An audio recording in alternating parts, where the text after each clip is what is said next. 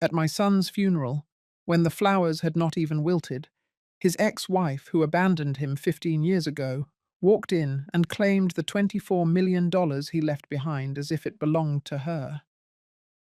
My chest tightened. The whispers around me cut deeper than the coffin lowering into the ground.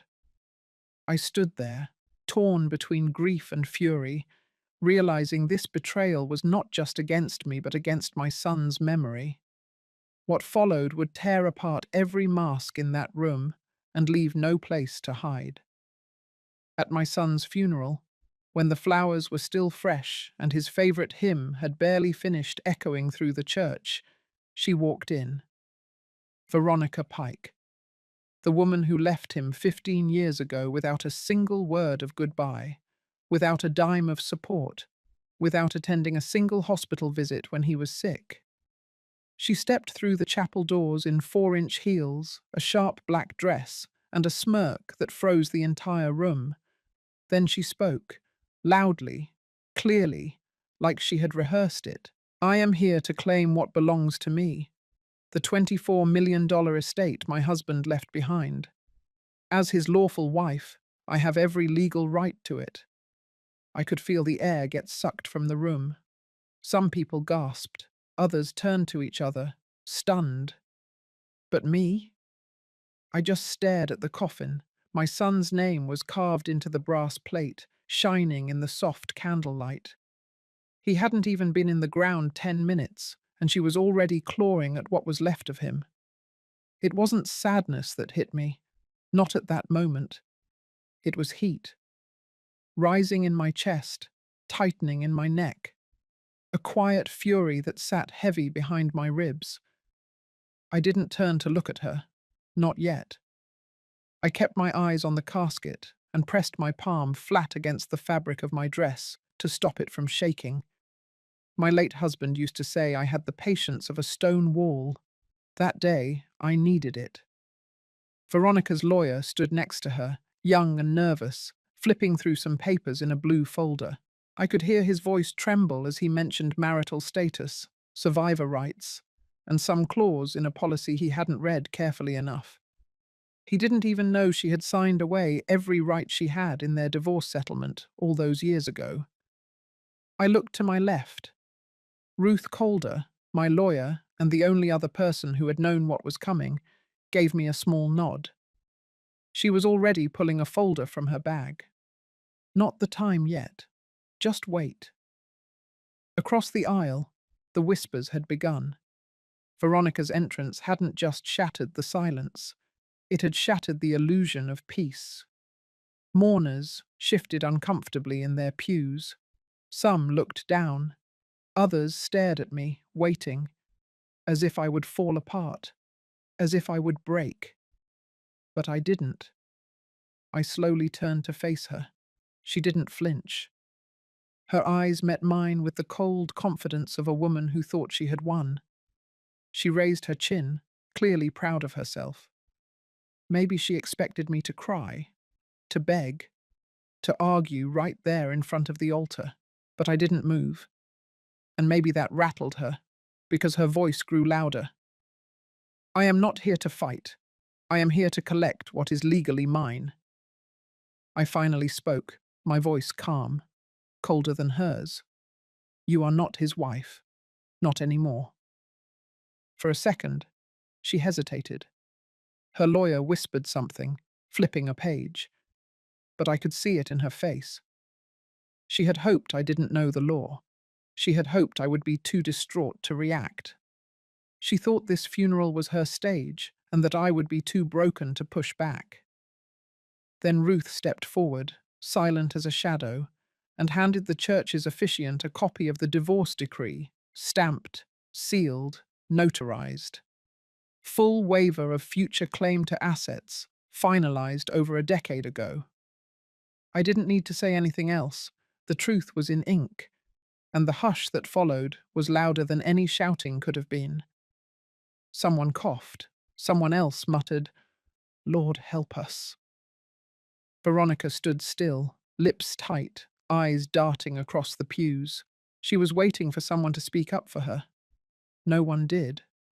And I stood there, not triumphant, not smug, just steady. I had spent 15 years raising my son alone after she left him with nothing but medical debt and heartbreak. I had been there for every radiation appointment, every surgery, every late-night call when the pain came faster than the meds could keep up. She had been gone, vanished, until the money made it worth coming back. So when I finally turned to leave the chapel, I didn't look back at her. I walked toward the exit with Ruth beside me, our steps slow and even. I heard someone whisper my name with sympathy. Another said justice. But I didn't need sympathy. I didn't want justice. Not yet. Because I knew this wasn't over, not by a long shot.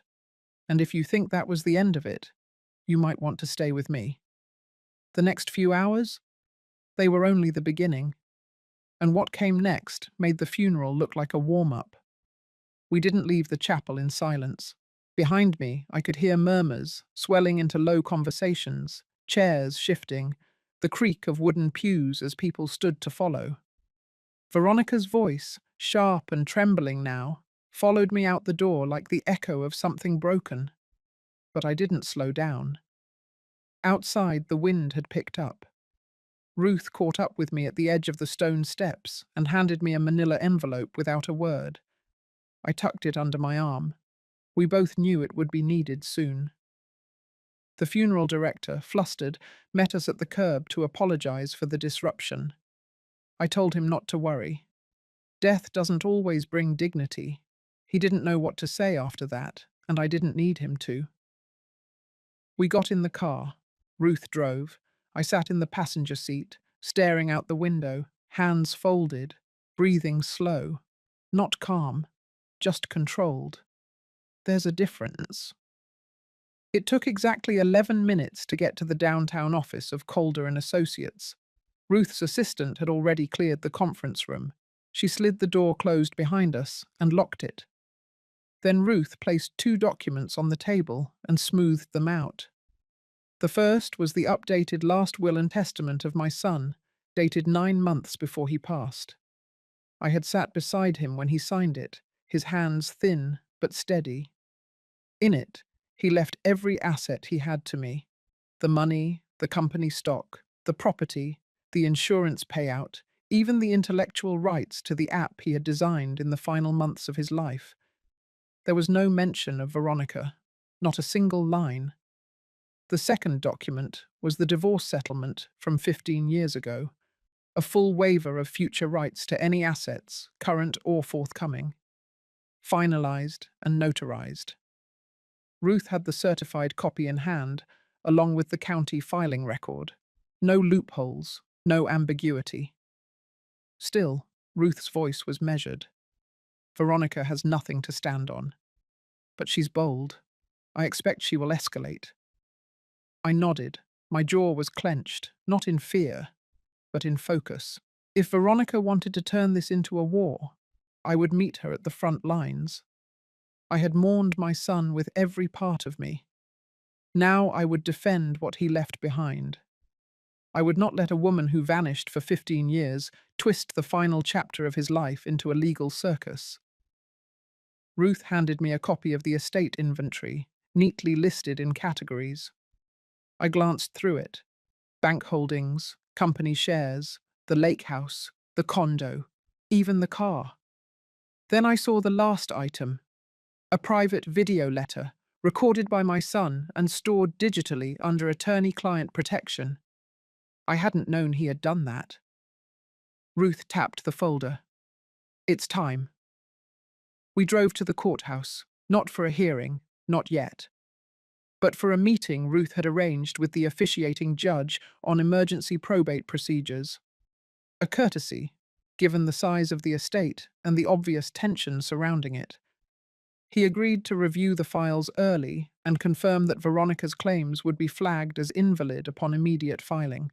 A temporary protection order over the estate was issued within the hour.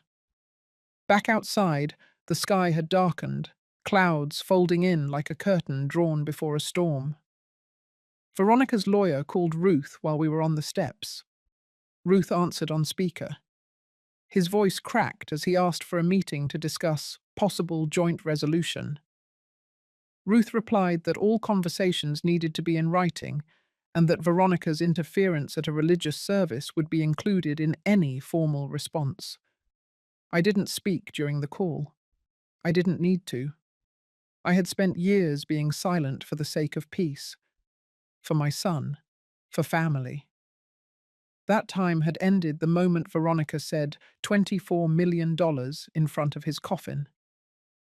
That evening, back home, I opened the private video letter. He was sitting in the chair by the window, the one we used to read next to when he was a boy. His voice was calm, his tone clear. He spoke about the foundation and he wanted me to build. The community scholarships, the memorial garden behind the tech lab. He spoke about me, about the way I had stood by him, about the strength he hoped I would keep showing even after he was gone. Then, near the end, he said something I will never forget. If she comes back, I need you to stand your ground, not just for me, for yourself. She walked away from me. But you, Mum, you never did. You deserve everything I left you. I chose you. I played that last part twice. And then I sat in silence, with the weight of those words on my chest, like a hand pressing firmly but gently. I didn't cry, not that night. There would be time for that later. Right now, I had a decision to make. I opened my desk drawer and pulled out a notepad. I wrote down 3 names. 3 people who had stood by my son when Veronica didn't. 3 people who had witnessed things, known things. One of them had access to hospital records. Another had archived the development contracts. The third had personal emails that were never released. This wasn't about revenge. It was about protection. I would not let her rewrite his story. Not while I had breath in my lungs. Not while I still had his voice in my ears. It had begun at the funeral. But by morning, this would become something else entirely. By the next morning, word had spread. Not about the money. That would come later. But about what happened in the church. About Veronica's entrance. About the confrontation. About the silence that followed. My phone rang before sunrise. Old neighbors, distant cousins, people I hadn't heard from in years, calling to ask how I was holding up. But underneath the concern, I could hear something else. Curiosity, hesitation, a faint, questioning tone in their voice, like they weren't sure what side of the story they believed yet. I didn't return the calls.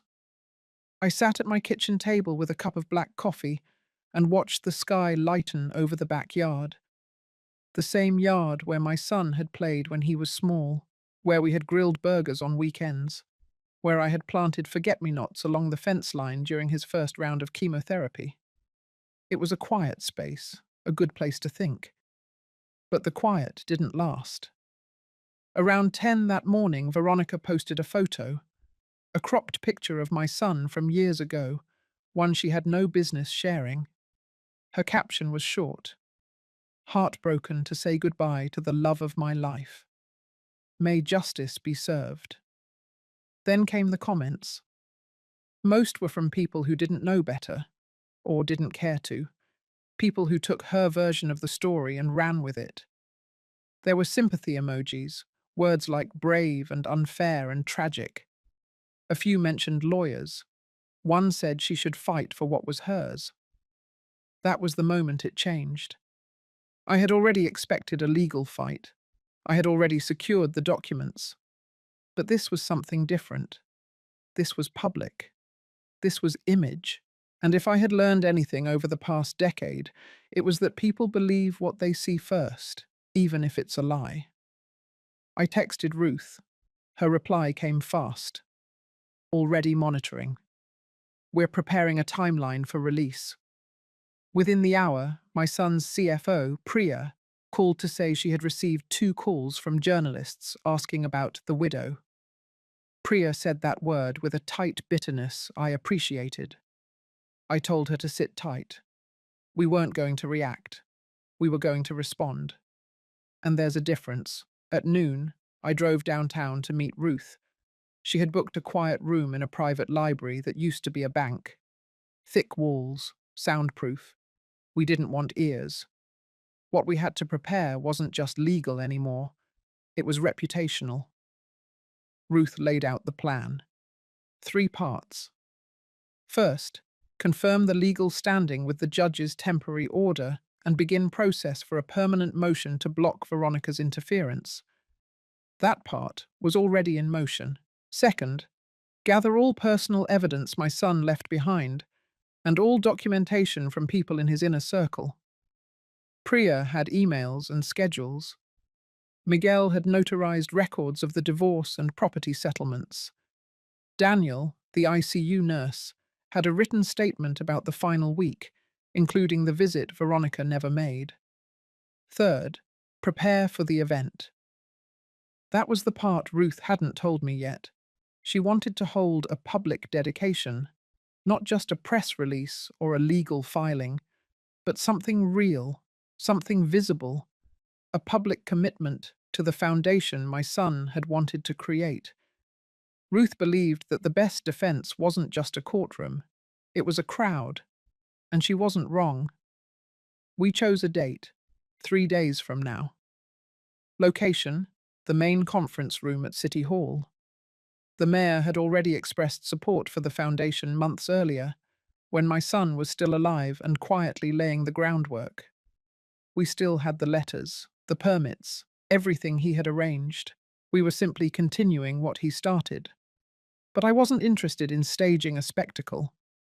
I told Ruth this had to remain centered on him, not her, not me. The cause, the mission, the community impact. That's what mattered. Still, I knew Veronica would come, and I needed to be ready. That evening, I visited the old tech office where my son used to work. The lights were dimmed now, the furniture covered. The staff had moved on after the acquisition, but Priya still had the keys. She met me at the front and walked me to his old desk. His chair was still there. So was the mug with the chip on the handle. The whiteboard with half-faded notes about app functionality. His handwriting. Priya handed me a flash drive. She didn't say much, just pressed it into my palm and nodded. Inside were the last 2 months of my son's private emails. She had filtered out anything irrelevant. What remained were communications about the foundation, his final medical instructions, and his last known contacts with legal advisors. Later that night, I sat at my own desk, the same one where I used to grade papers when I taught 2nd grade, and I opened the drive. There were 3 emails flagged with red stars. 1 to Ruth, 1 to Priya, 1 to me. The one to me was never sent. He had saved it as a draft. It said, "Mum, if you're reading this, I'm gone. And if she shows up, I know it'll be hard. But I need you to remember, you are the only one who stayed.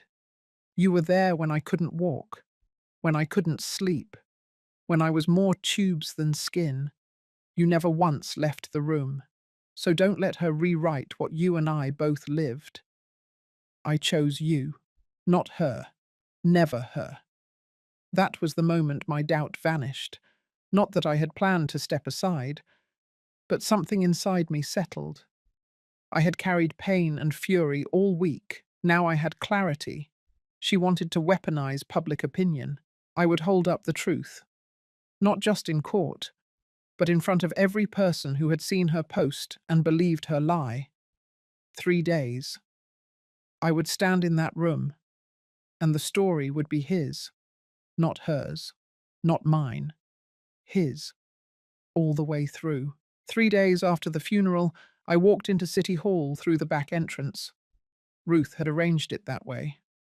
Less noise, fewer eyes. The auditorium was already filling with people. Local press, tech investors, community leaders. The mayor's office had confirmed attendance, not to make a speech, but to show support. That mattered more. The event was simple on paper: a dedication, the public launch of the Holbrook Memorial Foundation. But we all knew it was more than that. It was a message. The chairs were arranged in rows, facing a projection screen. A banner hung near the front. A legacy of purpose. My son's face was on the program, smiling in that quiet way he always had when he was proud but didn't want attention. That smile would speak for him now. Ruth and Priya handled the press check-in. Miguel was stationed by the side table with legal binders. Daniel, the nurse, had volunteered to help escort elderly guests. Everyone had a role. Everyone understood the stakes. At 10:02 a.m., the doors closed. At 10:05, Ruth stepped up to the podium and tapped the mic once. She didn't smile. She wasn't here to charm anyone. Good morning. We are here to honor the vision and values of a man who lived with quiet brilliance and left behind a plan for impact. What you will see today is not about loss. It is about intention, about clarity, about truth. She stepped aside, and the lights dimmed. The screen lit up with a video. It was dated 5 weeks before his death. My son sat in a chair, shoulders a bit slouched, eyes tired but focused. The background was his home office, the one filled with books and plants and pictures I knew by heart. His voice came through steady. If you are watching this, then I'm not around anymore. But I wanted to explain, in my own words, why I made the choices I did. I didn't want confusion. I didn't want arguments. I wanted the truth to speak for itself. He went on to describe his illness, his hopes for the foundation, his decision to leave his assets to me, and only me, his reasons, not emotional, not vengeful, just measured.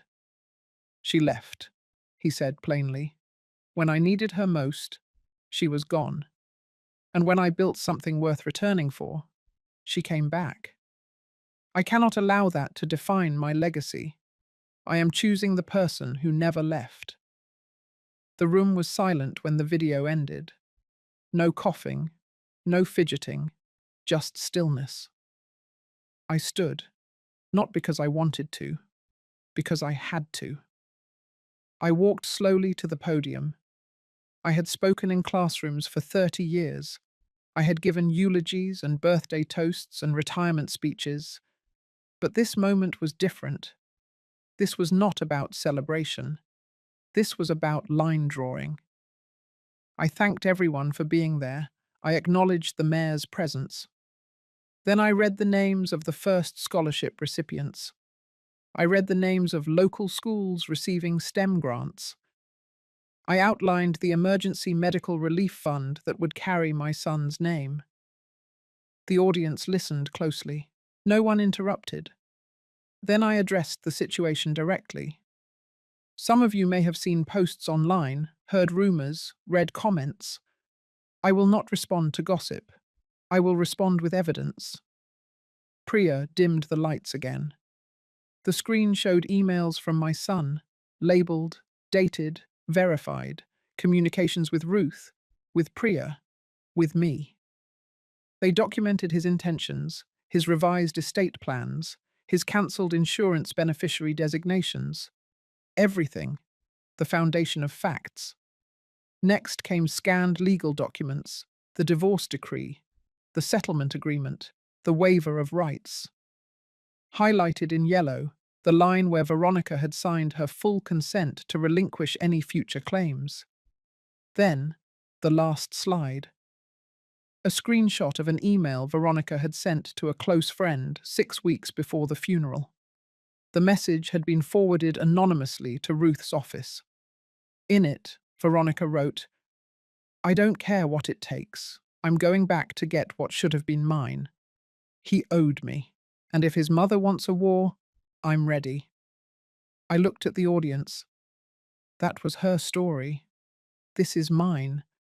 And this foundation, this work, this legacy belongs to the man who earned it, not the one who left him, not the one who came back when the headlines did.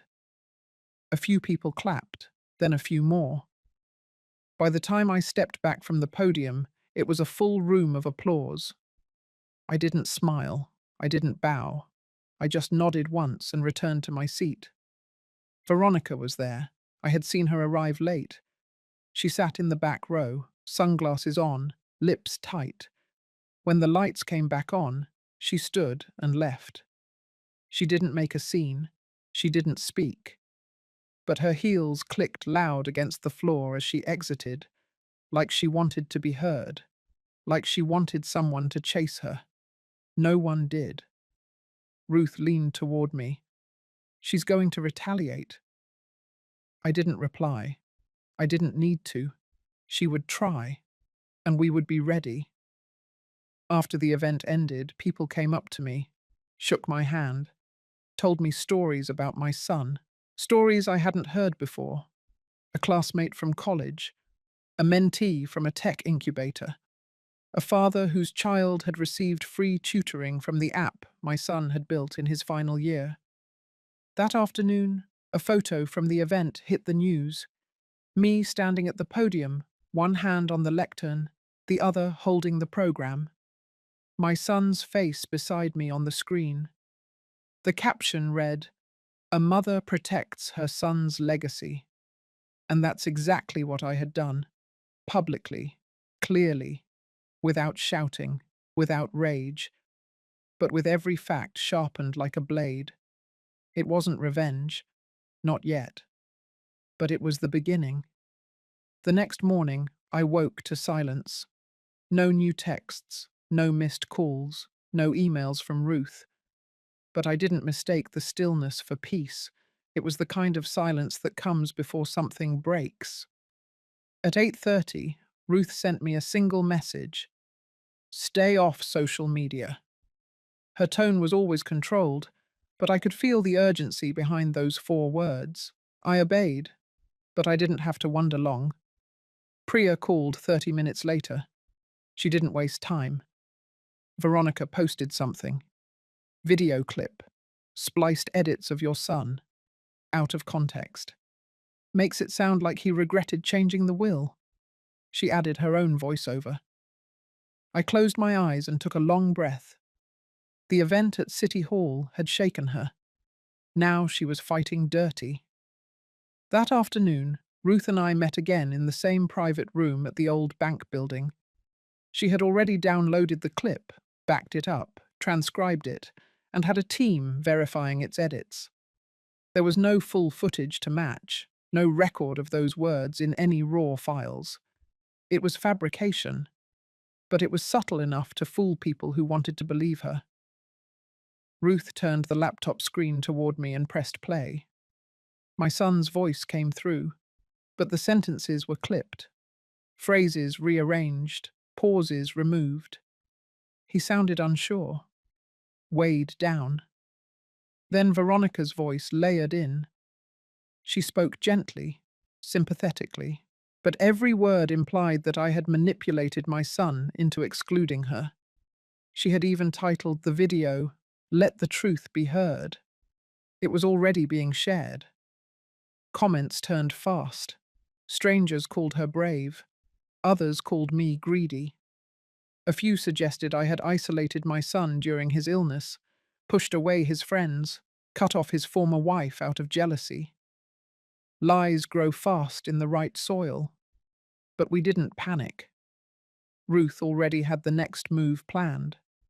The first part was simple. We would release the full video in question, the untouched version, time-stamped, recorded in a single take. Miguel had the original on a secure drive. The second part took more coordination. By evening, Priya had secured permission from 3 of my son's former business partners to share internal communications, archived emails, meeting notes, Messages from my son expressing disappointment in Veronica's behavior. In one message, dated 2 years before his death, he wrote, "She reached out again, not to ask about my health, not to apologize, just to find out if the IPO went through. I'm tired of pretending people care when they don't. I don't have the energy anymore." Ruth gathered these into a packet labeled Behavioral Pattern Documentation. Clean, professional, devastating. The next morning we held a press briefing, not a flashy one, no podium, just a conference room with a projector and printed packets for every person in the room. Ruth opened with a single sentence. "Misinformation is dangerous. Here is the truth."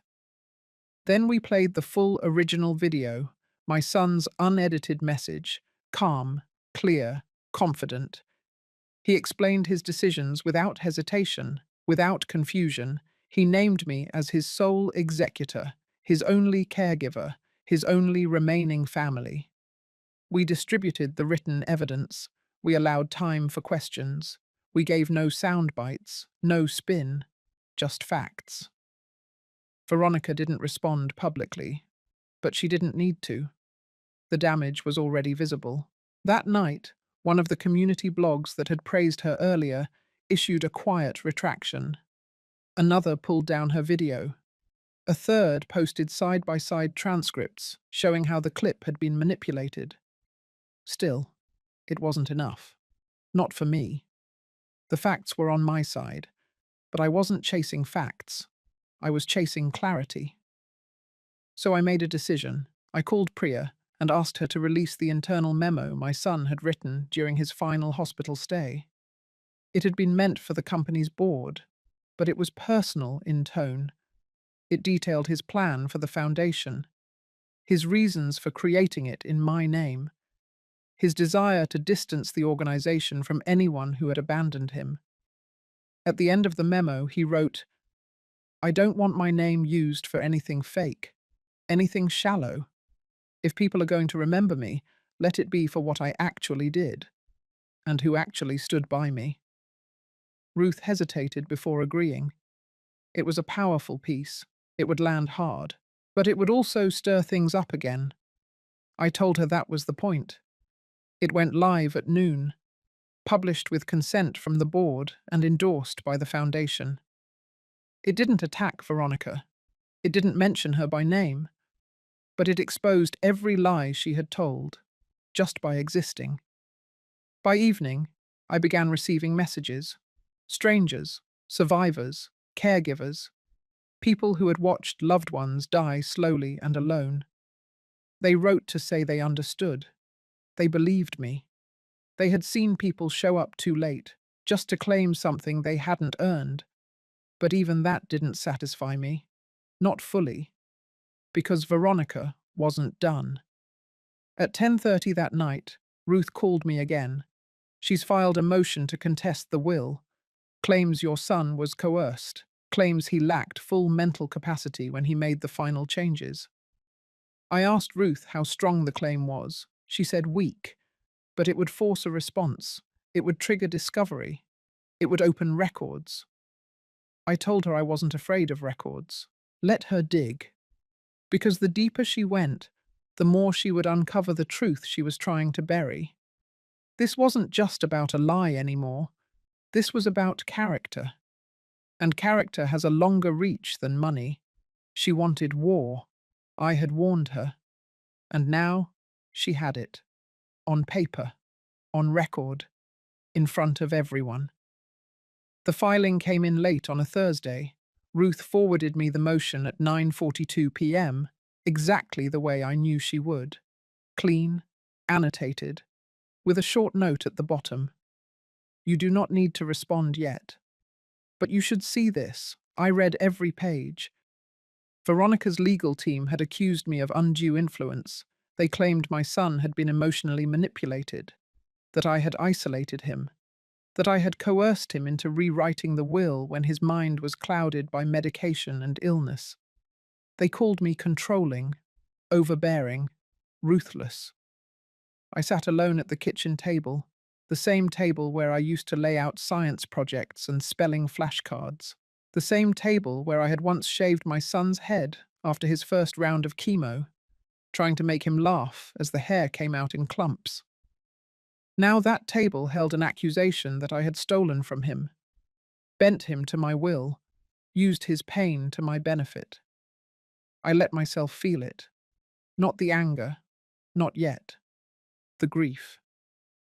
It settled in my chest like something old returning, something with weight, something I thought I had already made peace with. But it came back that night, because to read that motion was to relive every hour I had sat beside him. Every time I had held a vomit bag in one hand and his fingers in the other. Every time I had pressed the morphine button when the nurse didn't come fast enough. They called me ruthless. But they weren't there when I read to him through the nausea, when I changed his sheets at 3 in the morning, when I massaged his feet so he could sleep. They weren't there the night he woke up screaming and couldn't remember what year it was. They weren't there the afternoon he asked me, clearly and with full breath, to make sure she never got a penny. I was. So I let the weight sit. I didn't fight it. I didn't push it away.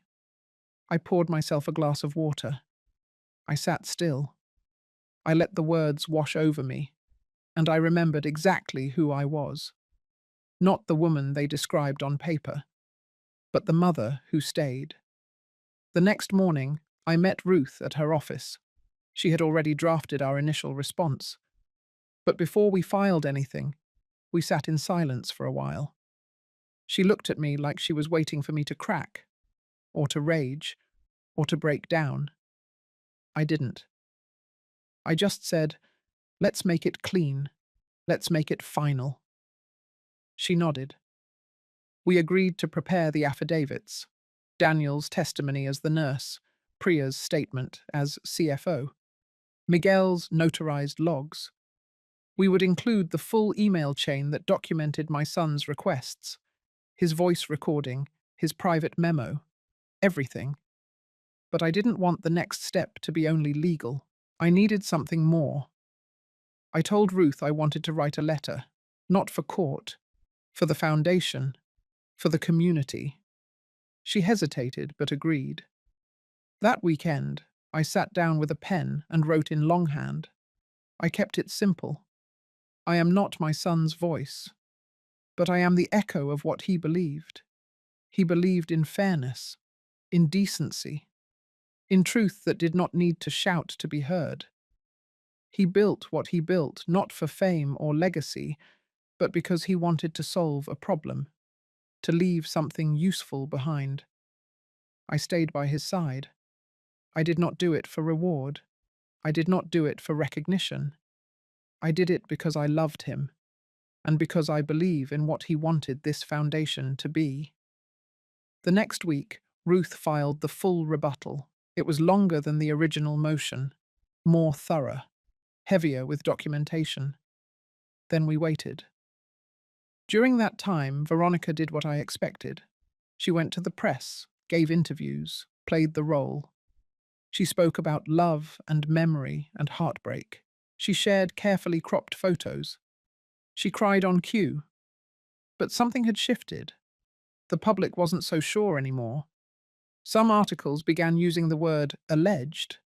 Some commenters began referencing the full video, the emails, the contradiction between what she said and what the documents showed. Truth doesn't always move fast, but it moves steady.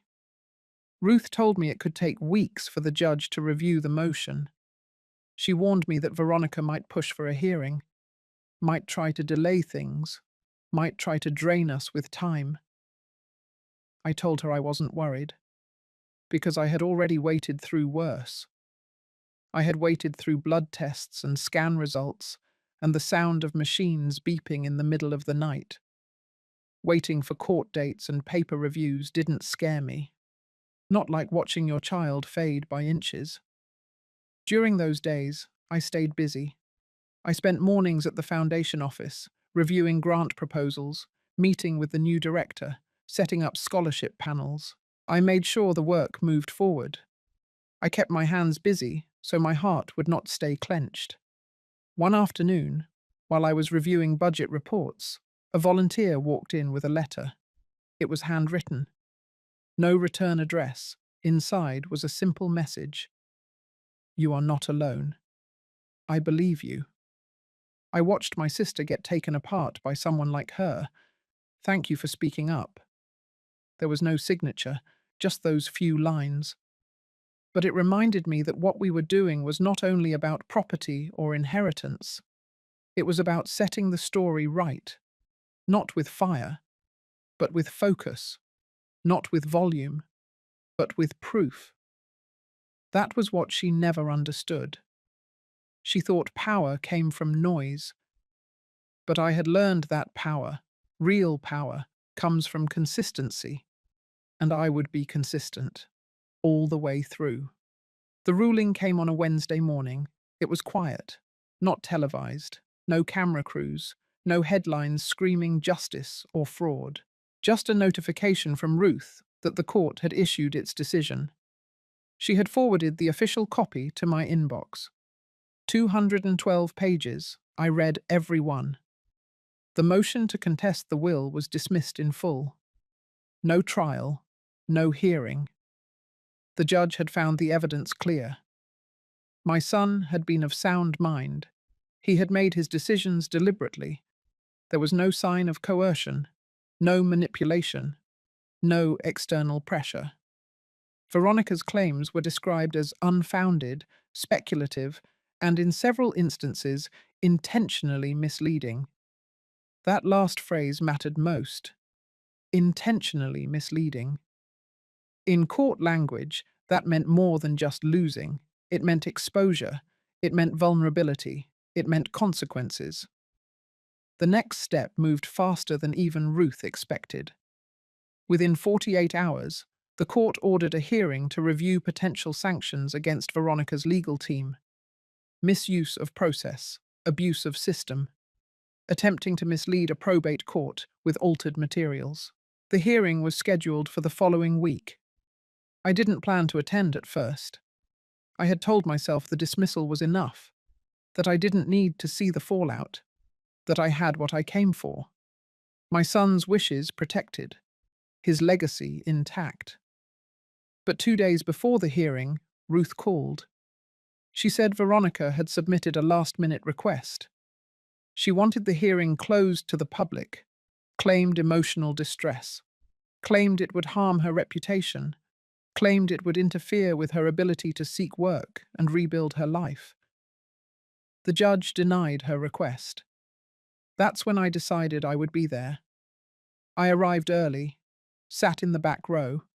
The room was small, no media, just the parties, their lawyers, and a few court staff. Ruth sat beside me, her posture relaxed but alert.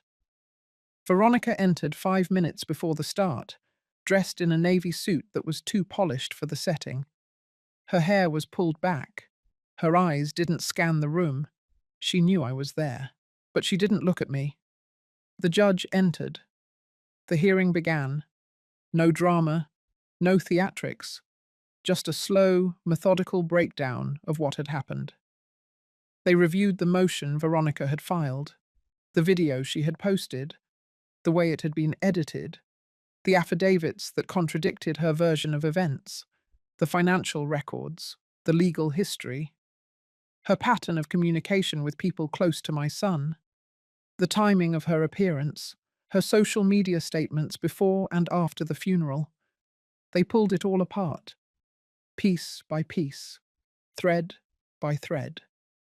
And when they were done, it was bare. No support, no defense, no ground left to stand on. Her lawyer attempted to argue that she had been misled, that she hadn't fully understood the risks, that she had acted out of grief. But the judge stopped him. The grief of losing a man you abandoned does not excuse the manipulation of this court. His words, not Ruth's, not mine. The judge then turned his attention to her lawyer's conduct. He asked about the origin of the edited video, about the decision to file the motion without disclosing the full estate documentation, about the statements made to the media that implied there was a pending investigation into me. No answers satisfied him. By the end of the hearing, it was clear. Sanctions were recommended. Veronica's lawyer would face formal review from the state bar. Veronica herself would be required to pay legal fees associated with the response to her motion. The amount was steep. The court issued a freeze on her accounts, pending collection. It wasn't jail. It wasn't scandal. But it was the legal version of a reckoning. I watched her face as the judge read the decision aloud. Her expression didn't change. Not once. But her hands moved, tightening, untightening, one after the other. When the judge adjourned the hearing, Ruth and I stood. We didn't approach. We didn't linger. But as we walked toward the exit, Veronica turned just slightly, not enough to make eye contact, but enough for me to see the hollow look in her eyes. She had walked into this thinking she could bend reality. She left with her name in court records, her finances locked, her story shredded. That afternoon, Ruth sent out a statement to the Foundation's press contacts. Brief, professional. The Holbrook Foundation respects the court's findings and remains committed to carrying forward the mission defined by its founder. We consider this matter resolved. No triumph, no spike in tone, just finality. I sat in my garden that evening, alone, the same bench where my son once sat after his first clean scan, and I breathed in the quiet. Not peace, not yet, but quiet. The kind that comes after a door has been shut.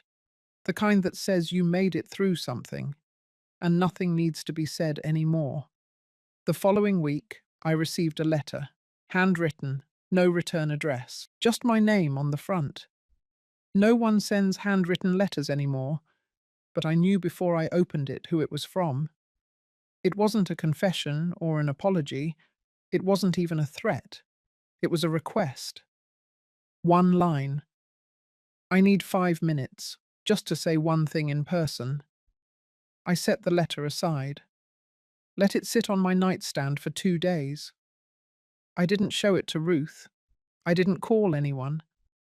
And then, one afternoon, I called the number she scribbled at the bottom. I told her to meet me at the public greenhouse on Sycamore Street. Midday, neutral ground, no cameras, no eyes. When I arrived, she was already there, sitting at a bench near the orchid section. That felt almost deliberate. Orchids don't beg for attention. They sit quietly and command it. I approached slowly, sat down beside her. There was space between us. Not a word passed between us for nearly a full minute. Then she spoke, not with an apology, not even a soft tone. Her voice was clipped, measured, but not cold. She said she was angry, angry that she had been written out of her own history, that the world remembered her only as the woman who left, that my son had moved on without her and found meaning elsewhere. She said she had thought that maybe, just maybe, she could reclaim a piece of that story by stepping back in when he was gone. Not for money, she said, but for relevance, for image, for the right to not be forgotten. I didn't interrupt. I let her speak. Then I looked at her, and I told her the truth, that being forgotten was not a punishment. It was a consequence. You disappear from people's lives when you choose to disappear from their pain. My son had spent the better part of a decade healing from what she left him with. His dignity wasn't a prize. It was earned, with grit, with nights full of silence, with friendships forged from scratch, with a kind of quiet strength that never made the papers. I reminded her that legacy isn't built through drama, it's built through presence, through staying, through showing up when there is nothing to gain. She looked away. Her jaw was tight. Her fingers clenched the edge of the bench. Then she said she had no plan left. that the court orders had wiped out what little she had, that she wasn't here to ask for help, but she didn't know what came next. I believed her, not because I trusted her, but because desperation has a sound, and I had lived through enough to recognize it. I didn't offer her comfort, but I didn't add cruelty either. I stood, told her to take care of herself, told her this would be the last time we spoke, that if she ever approached the foundation, the board, or my family again, I would respond with the full force of law. Her mouth opened slightly like she wanted to protest, but she didn't. She just nodded once, slow and almost imperceptible. I walked away, past the orchids, past the glass windows streaked with spring sunlight, and I didn't look back. Later that evening, I sat at my dining table, a cup of tea, a folder of foundation documents, and a photograph. One I hadn't looked at in a long time. It was my son, taken the year before he died, standing outside a small elementary school in rural Kansas, where he had funded a literacy center through the foundation. He wasn't smiling, but there was something solid in his posture, a calm certainty in the way he stood, surrounded by children who didn't yet know the weight he carried. I studied that photograph, and for the first time in a while, I didn't feel the ache of grief. I felt something else, a kind of gratitude, that he had been able to build something that couldn't be stolen, edited, or twisted. A legacy that had nothing to do with money and everything to do with choice. I leaned back in my chair, closed the folder. The house was quiet, but not the same kind of quiet as before. Not the hollow kind. This was different. There were still battles ahead, legal filings, press inquiries, trustees to train. But this moment, this stillness, was mine. The woman who walked into that greenhouse had been chasing shadows, a version of herself that never existed, a place in a story she abandoned. But I wasn't chasing anything. I had stopped running a long time ago. And now, I had the clarity of someone who no longer owed silence to anyone.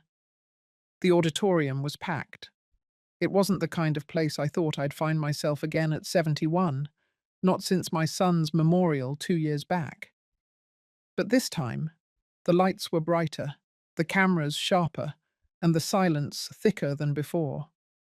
It was the official launch of the Community Library Initiative, built with the first wave of funding from the foundation in my son's name. A project Veronica had tried, unsuccessfully, to put her name on in recent weeks, by sending letters to sponsors and even attempting to rebrand the initiative through her own fabricated press release. I let her try. I watched quietly as her delusions stacked up. Emails sent to the mayor's office, interviews requested with local media under false credentials. She had tried to position herself as the visionary behind a movement she had no part in. But today would be the day that narrative ended, publicly, with no way for her to edit or erase what came next. The mayor opened the event with some expected notes about education and equity. The head of the foundation said a few words, and then the microphone was mine. I stood slowly. My knees reminded me I wasn't 20 anymore, but my back was straight, and my voice didn't waver. I started by naming my son, not as a victim, not as a tragedy, but as a man who built bridges where others had burned them. I spoke of his commitment to education, of his quiet investment in underserved schools, of his belief that books could give children a language for dreams they hadn't yet learned to name. Then I paused. I turned slightly toward the left side of the room. She was there. Veronica. In the third row, wearing a dark blazer and the same expression she always wore when she thought she still had leverage. Tight lips, alert eyes, controlled breath. I didn't look away. I said the next words slowly, with precision. That legacy is not a costume you can put on when convenient, that it is not for sale, and it cannot be stolen. That the foundation had been approached by individuals claiming ties they never earned, attempting to leverage grief into personal gain. That these individuals were now permanently barred, by court order, from any contact with the foundation, its assets, or its representatives. And finally, that the library and all future projects would move forward under a new name, not just my son's, but the name of the children he taught, the communities he served, the ones who had shown up when others had vanished. The room stayed silent. There were no gasps, no applause, just a thick awareness that something irreversible had just occurred. I stepped down, my cane tapping lightly against the floor as I walked back to my seat. I didn't look at her again, but I felt it. The shift, the unraveling. She didn't move for a long time, just sat there, frozen, as the event moved on around her. Afterward, several board members came to thank me. The mayor shook my hand. Reporters asked for a quote, which I declined. My job was done. But the real weight of that moment didn't settle until I returned home and found the message waiting. It was from one of the foundation's attorneys. She had received a desperate email from Veronica's attorney the hours after the event, demanding reconsideration, claiming the statements had defamed her. Attached to it were images of a cease and desist letter she had tried to issue. Weak, empty. The attorney assured me we had nothing to worry about. Everything had been reviewed, approved, legally fireproof. But it wasn't the legal shield that mattered to me. It was the silence. Because for the first time since my son's funeral, Veronica had no more tools left to twist the story. Her name had been wiped from every narrative she tried to enter, not by revenge, but by truth. Later that night, Ruth dropped by. She had attended the event too, sitting quietly in the back. She didn't say much, just poured tea, sat across from me. Then she said, "That was the most quiet fury I've ever witnessed." I nodded. That's all it needed to be. Not a spectacle, not a shouting match, just a mirror. Held up long enough that the reflection couldn't be denied. And in that reflection, she saw what she truly was. A footnote in someone else's life, one she had long ago abandoned. The storm had passed, but I wasn't left shattered. I was still standing, firm and free. And now the only name etched in stone wasn't hers. It was his. The fallout came quickly, faster than even I had anticipated. It started with the grant revocations. Two major education nonprofits withdrew their pending collaboration with Veronica's so-called mentorship program. They released statements, tactful but clear, noting inconsistencies in her claimed experience and issues with transparency in fund allocation. By midweek, local donors had quietly backed out too. The emails came pouring into the foundation office. Parents who once believed Veronica had been close to my son now demanded explanations for the letters they had received months ago. Letters where she had claimed to be relaunching a private school project he supposedly started. A project that had never existed. But it wasn't until the fraud investigation began that the ground beneath her finally split open. One of the board members of the new community library initiative had a daughter who worked in state-level auditing. She saw the footage of my speech. She made a few calls.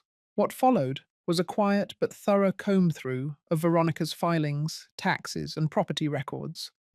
It didn't take long to find the gaps. Unreported income, invoices sent to shell non-profits that redirected funds to a personal account under her cousin's name, a 2-year trail of ghost donors and cash events with no itemized expense logs. It escalated from suspicion to subpoena, and Veronica knew it. I didn't gloat. I didn't send her letters or make any calls. I didn't need to. But I did read the report when it reached me. 17 pages long, listing every maneuver she had tried to make behind the scenes. Every lie, every forged affiliation, every time she had pretended to be acting on behalf of my late son, just to siphon off sympathy or cash. She was stripped of her rights to operate any non-profit entity in the state, fined heavily, her personal accounts frozen pending investigation, her passport revoked, and the real weight came with the public filing. Her name, her misdeeds, her fabricated legacy, all printed plainly on official state documents. By the second week, the news had hit the local press. Her name trended on social media, but not with support. It wasn't outrage either. It was silence. No one came to her defense, even her own daughter, my granddaughter-in-law, a quiet girl named Camille, who had stayed out of the feud, released a brief statement online, clarifying that she had been estranged from her mother for years and had no involvement in any of her actions. It broke whatever remained of the illusion Veronica had wrapped herself in. She wasn't the widow of a fallen hero. She was just a woman who left a marriage, abandoned a child, and returned only when money reappeared. One morning, Ruth handed me an envelope. No return address, inside a photo, crumpled, old. It was of my son, maybe 6 or 7, a school play. Veronica was in the background, barely visible, but it was enough to see she had once stood near him, at least once, long before everything crumbled. Underneath it, a note, handwritten. I didn't read it at first. I kept it on the counter for 2 days, untouched. Then quietly I opened it. It was not an apology. It was a plea, a single sentence. "You've taken everything. I have nowhere left to go." I folded it back, placed it beneath the picture, and tucked both into the back of a drawer I rarely opened. There was no satisfaction in her collapse, no joy in her isolation. But there was clarity. A person who builds her life on lies cannot blame others when the truth knocks everything down. Later that week, I received a call from the city office. They wanted to offer me a place on the advisory council for senior outreach programs. A part-time position focused on helping older women navigate financial decisions, legal protection, and family conflicts. Apparently, my story had quietly reached more ears than I realized. I accepted. Not for visibility, but for continuity. Because when I sat across from those women, those quiet faces with tired eyes and gentle hands, I saw versions of myself. Version that still wondered if silence was the safest route, if forgiveness meant erasing the offense, if dignity was something they had to trade away in exchange for peace.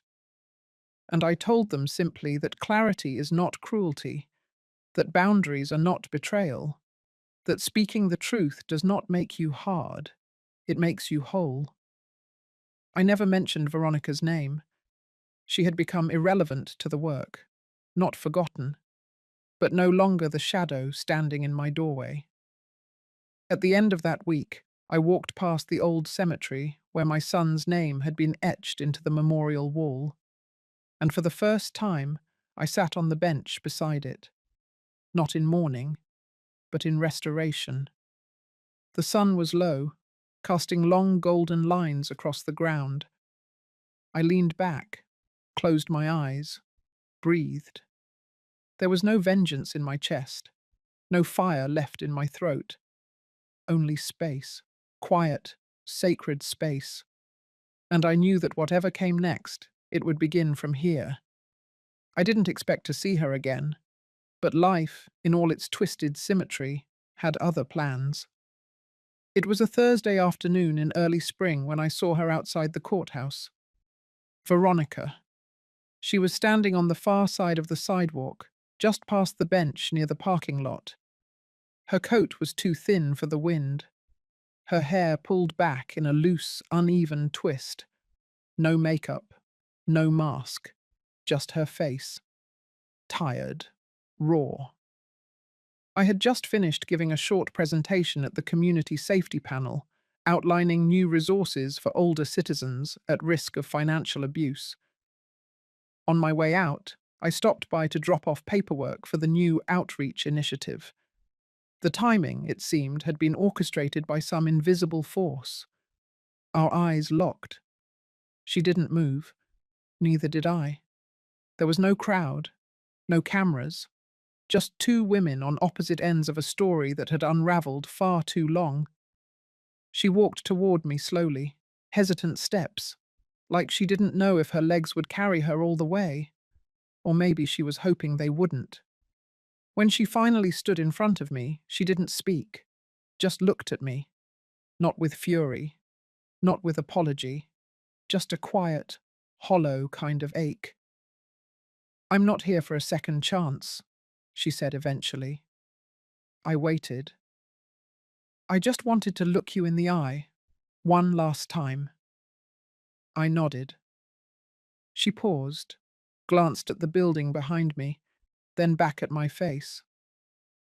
"I thought I was owed something," she said, softer now, "for what I lost, for the life I didn't get." Her voice trembled, not out of drama, but because there was nothing left to grip. "I told myself you were cruel," she continued, "that you were trying to erase me from his story, but maybe you weren't. Maybe I was never really part of it." Silence stretched between us. She didn't cry. I didn't speak. Then she reached into her coat pocket and pulled out a folded letter. Not sealed. She held it out. "I wrote this for you a while ago," she said. "I never sent it." I didn't take it. "I don't need your letter," I said plainly. She dropped her arm, let the paper fall to the ground between us. And that was that. No tears, no dramatic exit. She turned and walked back across the sidewalk, into the blur of people who didn't know her, didn't care, wouldn't look twice. And I let her go. There was no weight in my chest, no surge of satisfaction, just stillness. Closure, I've learned, doesn't always come with final words or grand gestures. Sometimes it arrives in the form of no longer needing an apology, no longer needing to prove anything. That night, I sat on my back porch. The sky was a soft lavender hue, fading into dusk. Ruth brought me tea, and we sat in quiet for a while. I told her about the encounter, just the facts, no embellishments. She didn't ask for more.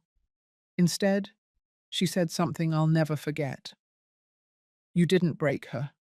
You revealed her." And it was true. Veronica had crafted her downfall with every lie she thought would never catch up to her. I had simply refused to play the role she had written for me. Later that week, the last batch of letters from the foundation arrived. Some were handwritten, others typed. Messages from women across the country who had heard my story, through the community bulletin, through quiet circles of conversation, through whispers passed between neighbors. They didn't ask for money. They didn't ask for advice. They simply shared stories of betrayal, of stolen pensions, of children who took and took until there was nothing left. But woven through their grief was something else. Resolve, a quiet, flickering determination to draw lines, to reclaim space, to speak, even if their voices trembled. I answered every letter, sometimes with just a sentence, sometimes with pages. I didn't preach, I didn't console, I simply acknowledged them. And in that exchange, something shifted. This wasn't just about me anymore. It wasn't even about Veronica. It was about the quiet war too many women had fought behind closed doors, believing they were alone. They weren't. I wasn't. And somehow that was enough. That was the real justice. Not just the headlines or court filings, but the ripple effect.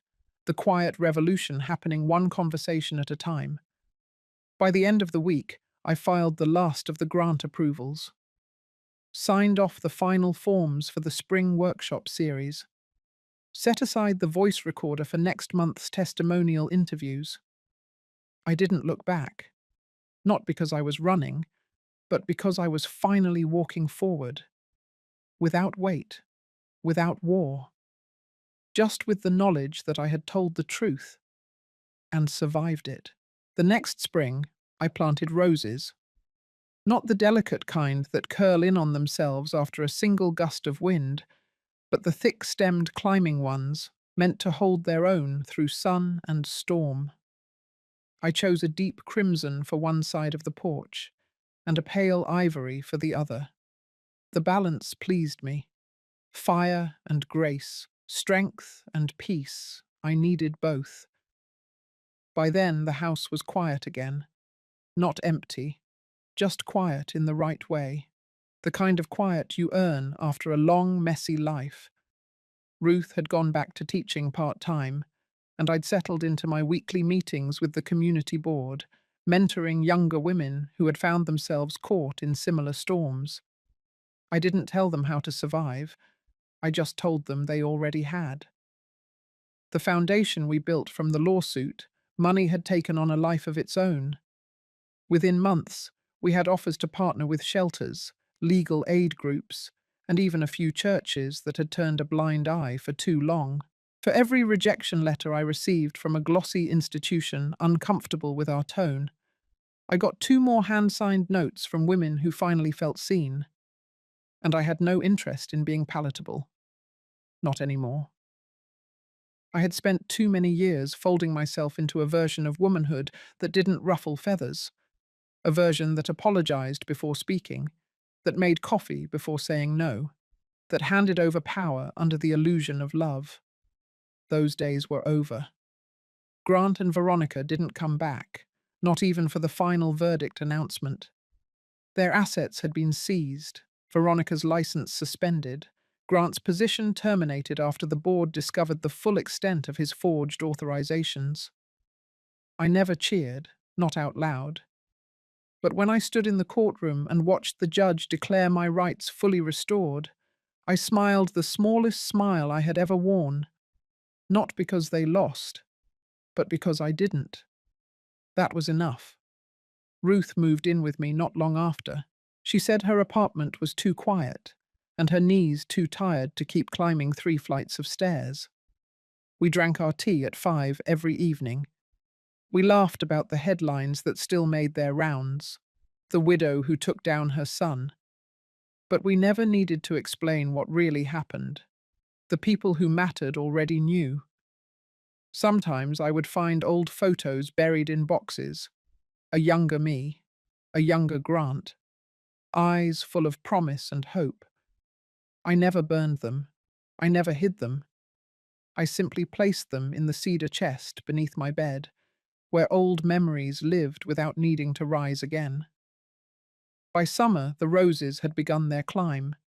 They curled around the porch rails like arms embracing a future not yet written. The neighbors stopped by more often, some with pies, some with questions, some just to sit in the shade and breathe in the peace that now lived on that hill. I didn't give speeches. I didn't wear victory like a crown. I just showed up, day after day, as myself, whole, weathered, and wide awake, because that, I realized, was the real triumph.